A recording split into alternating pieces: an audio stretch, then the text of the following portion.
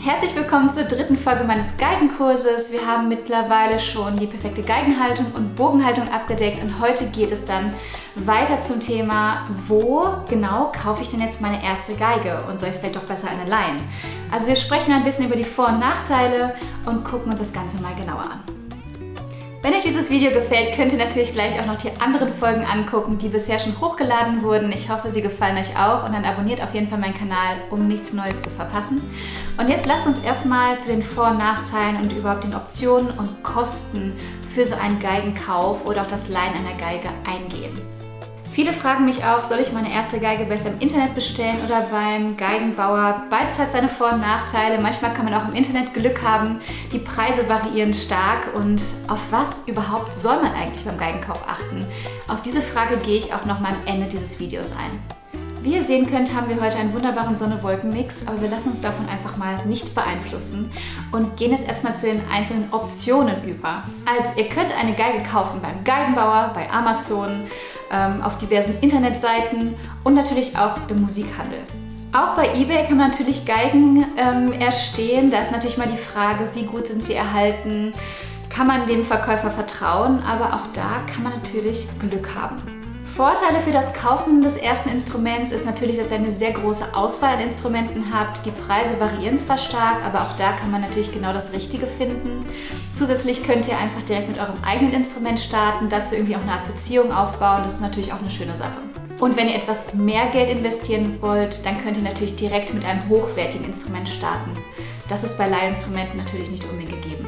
Der Nachteil vom Geigenkauf ist natürlich, dass es unter Umständen eine größere Investition für euch ist. Das heißt, dafür muss man sich dann schon wirklich sicher sein, dass die Geige genau das richtige Instrument für einen ist.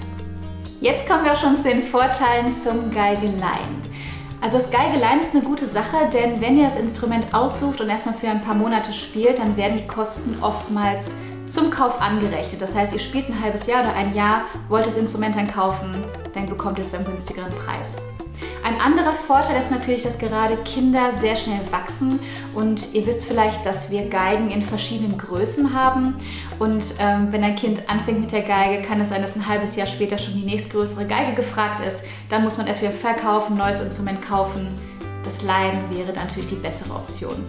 Wie schon gesagt, wenn ihr erst einmal ein Gefühl für die Geige, fürs Geigespiel entwickeln wollt, dann ist auch Leihen eine sehr, sehr gute Option, weil ihr nach ein paar Monaten unter Umständen die Geige zurückgeben wollt und euch nicht mit dem Verkaufen eurer Geige beschäftigen müsst. Außerdem werden defekte Instrumente oder auch wenn die Saiten kaputt gehen, ausgetauscht. Man muss einfach nur eine E-Mail hinschreiben und bekommt im besten Fall bei einem guten Service dann das neue Instrument oder eben neues Zubehör zugeschickt. Ausleihen kann man Instrumente übrigens nicht nur eben auf Seiten wie Geige24, sondern auch beim Geigenbauer. Der kann euch im besten Fall auch noch dazu beraten und das richtige Instrument für euch finden. Jetzt zu einer ganz wichtigen Frage und zwar, wie viel kostet denn so eine Geige? Es gibt natürlich viele Varianten, wenn ihr mal auf Amazon guckt, da gibt es Geigen von 60 €, vielleicht sogar günstiger aufwärts. Die Qualität ist da natürlich nicht unbedingt die beste. Vielleicht ist da schon eine bessere Idee, wenn ihr einfach mal auf eBay schaut und eine Schülergeige, ein Anfängerinstrument zu einem guten Preis bekommt. Witzigerweise steht da oftmals gebrauchte Geige. Ich meine, bei Instrumenten muss man nicht darauf achten, dass sie neu sind, denn die Instrumente werden mit der Zeit eigentlich besser im Klang. Das heißt, wenn da steht gebrauchte Geige, alte Geige, heißt das nicht, dass das eine schlechte Geige ist, sondern unter Umständen sogar eine bessere. Auch beim Geigenbauer könnt ihr natürlich Schülerinstrumente kaufen oder Anfängerinstrumente. Da gibt es eigentlich immer sehr viel Auswahl in allen möglichen Preissegmenten. Also guckt einfach mal, geht hin und probiert was aus. Da ist bestimmt auch eine Geige für euch dabei.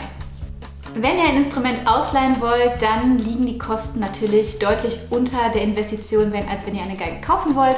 Beim Geigenbauer glaube ich ca. ab 20, 25 €, eventuell sogar günstiger, ich bin mir nicht ganz sicher. Bei Geige24 bei ca. 15 € im Monat, was eigentlich echt nicht viel ist. Und die Kosten werden meist eben auch angerechnet. Das heißt, eine super Möglichkeit, wenn ihr mit der Geige startet und erst einmal ausprobieren wollt, ob die Geige das richtige Instrument für euch ist. Geige24 hört sich vielleicht auf den ersten Blick nicht besonders vertrauenswürdig an. Ich habe aber mit meinen Schülern auch tatsächlich gute Erfahrungen damit gemacht. Die haben sich schon verschiedene Geigen da auch bestellt und sind bisher sehr zufrieden. Wie ihr euch auch entscheidet, ob die Geige gekauft oder geliehen werden soll, bitte nehmt euch einen professionellen Rat mit, entweder euren Lehrer oder stellt mir auch gerne in den Kommentaren Fragen, wenn ihr euch nicht sicher seid, welches die beste Variante für euch ist. Denn man muss wirklich gut darauf achten, dass die Geige gut klingt, zu euch passt und ihr die beste Option für euch findet. Die neue Geige sollte auf jeden Fall qualitativ hochwertig sein und euch in eurer ersten Zeit gute Dienste leisten. Jetzt nochmal kurz zu den Punkten, die ihr beachten solltet, wenn ihr euch ein neues Instrument aussucht. Es ist ganz wichtig, dass das Instrument einen guten Klang hat, also nicht blechern klingt, sondern einen schönen freien Klang hat. Dass der Steg hier eine gute Höhe hat. Das merkt ihr, wenn ihr mal die Finger auf die Geige aufsetzt und merkt, dass es extrem schwer ist, die Finger runterzudrücken. Dann liegt das meist daran, dass der Steg zu hoch ist und das kommt bei Schülerinstrumenten öfters mal vor. Also achtet darauf. Auch natürlich, dass die Saiten in einem guten Zustand sind, nicht Risse haben oder sich vielleicht schon irgendwo aufrollen oder so. Da sollten immer gute Geigensaiten dabei sein. Und zusätzlich bitte auch darauf achten, dass in eurem Instrument keine größeren Risse zu sehen sind. Manchmal sind die versteckt, manchmal sind die von innen geklebt. Das hat meistens einen Einfluss auf den Klang, wenn es nicht gut gemacht wurde. Und auch sind die Instrumente natürlich dann auch für Temperaturschwankungen eher anfällig, weil solche Risse sich auch gerne mal lösen. Also das sind so die Sachen, auf die ihr achten solltet. Und dann hoffe ich natürlich, dass ihr euer Instrument bald findet. Sagt mir bitte Bescheid, ob ihr es gefunden habt, was es geworden ist, geliehen oder gekauft. Ich wünsche euch ganz viel Erfolg dabei und freue mich dann schon sehr, euch in der nächsten Episode meines Geigenkurses wiederzusehen.